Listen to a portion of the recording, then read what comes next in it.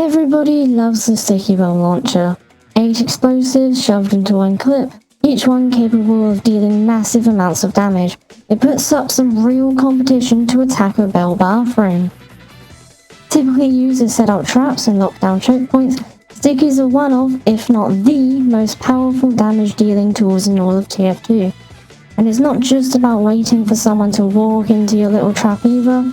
You can always pull out the infamous Sticky Spam and wipe out an entire team in seconds. And on top of that, the Demo Man essentially gets 2 primary weapons in the grenade launcher, 4 100 damage pipe bombs to go with his 8 stickies. It's honestly just overkill. And while stickies are great for map control and traps, the pipes are ideal for self-defense and direct combat. You don't really need both, and you can function perfectly fine without one of them.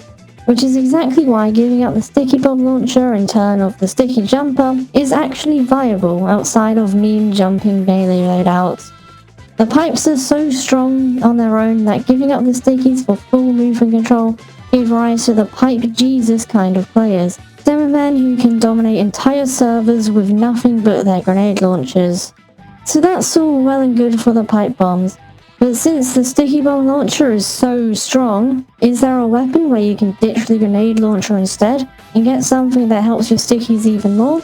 Something like how the Sticky Jumper trades offense for mobility?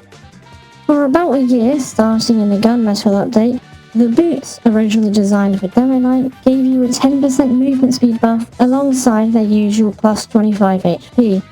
This meant that the Demo Man could now be a 200 HP class, just like the Soldier, but instead of his usual 93% speed, he would be moving at 103%, which made him the 4th fastest class in the game, right behind Scout, Spy, and Medic, while outrunning Engineer, Sniper, Pyro, and other Demo men. That extra speed, paired with the added health, enabled a Sticky's only playstyle dubbed the Sticky Tank, and while it did exist before, it only really gained popularity since the speed boost was added. And it was very powerful, which is exactly why 1 year later in the Meet Your Match update, Valve changed the speed boost so that it only works while you're using a shield, bringing the boots back in line with their intended Demo Night role. So if you wanted to try the Sticky Tank today, the only benefit you'd be getting is that extra 25 HP, which isn't quite enough to justify giving up the self-defense which the pipe bombs offer. You know, it's kinda close. Maybe not. Just 25 HP isn't really enough to justify giving up the pipe bombs. It doesn't push you past any major health thresholds, aside from surviving the odd bit of chip damage or a stray melee crit. That said, 25 extra HP does increase the amount you get from health packs, since healing is based on your max HP. So technically it does make you slightly more sustainable, especially during your constant sticky spam. Which, let's be honest, I don't need to explain how powerful that already is. So yeah, gaining 25 extra HP doesn't mean much. And since there's no speed boost, you're not really gaining anything offensively. But losing 25 HP for the Demo Man, that would be a big deal. Dropping down to 150 HP puts you into one-shot range of a sniper body shot while fully charged, or to a headshot. It makes you squishier against basically everything. And so, if you really want to make the most out of the boots to use for a sticky tank, you should be pairing them with the Eyelander. Since the Eyelander's only meaningful downside is its 25 less HP, the boots allows you to cancel out this downside, putting you to your regular 175 HP Demo Man.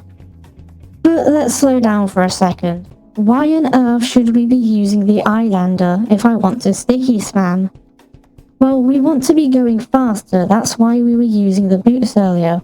But since you no longer gain the speed boost, how can we continue to go fast and be more offensive? Answer: the Eyelander. Each kill with the Eyelander gives you plus 15 to your max HP, and plus 8% movement speed, stacking up 4 times, which brings your maximum total to 235 HP and 123 speed, which makes you tankier than a soldier and slightly slower than a scout. The added HP is even greater than what the boots alone can give you, and you'll be able to tank multiple pipes, rockets, and even extra meat shots from a scattergun, and still outrun most of the cast, aside from the scout. It really does turn you into a sticky tank, movement speed and all. But there is an obvious issue here. How do you actually get these melee kills to stack up those buffs? I definitely won't recommend doing too many sticky jumps to chase enemies down into close range. That will cost about half of your HP, which is way too risky. But if you do ever run into the world's best spy,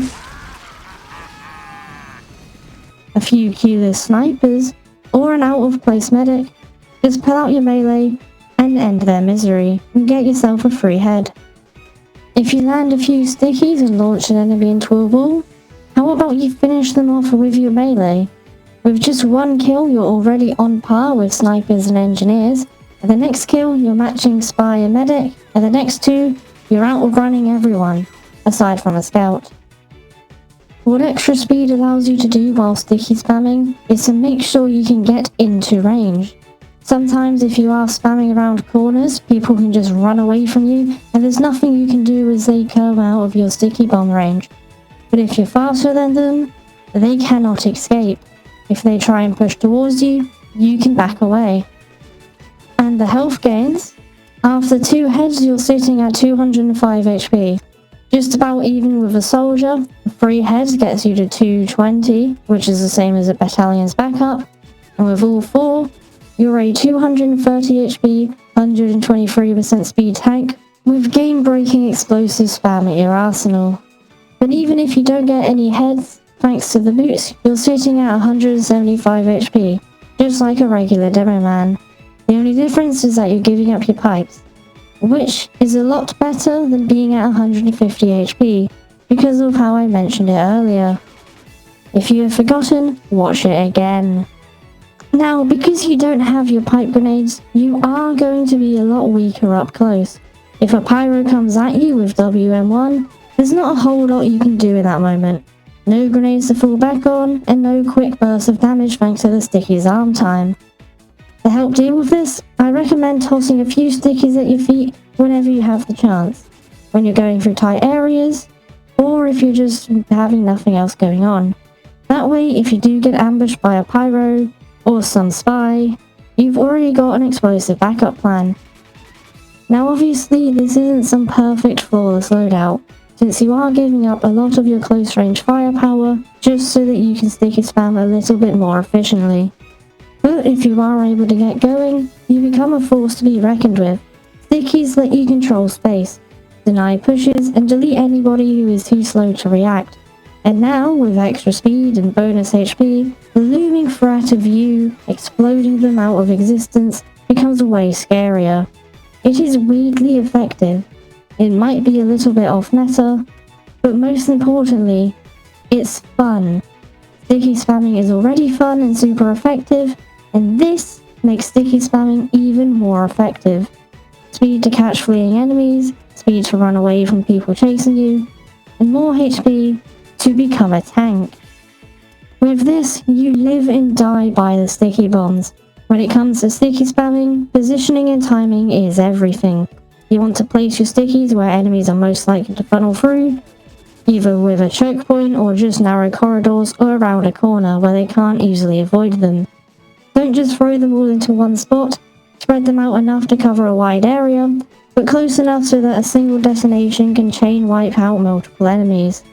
Always keep a few tucked near your feet like I said earlier, just for a little bit of defense. Combine that with the extra health and speed from your loadout, and you can aggressively take control of areas, retreat when needed, and then quickly push forward again when you're ready. Mastering sticky placement and timing turns you just from another sticky spamming demo man into a walking minefield and a true sticky tank. But since you are stuck using the boots of the Islander, there isn't really any variety you can have in your loadout.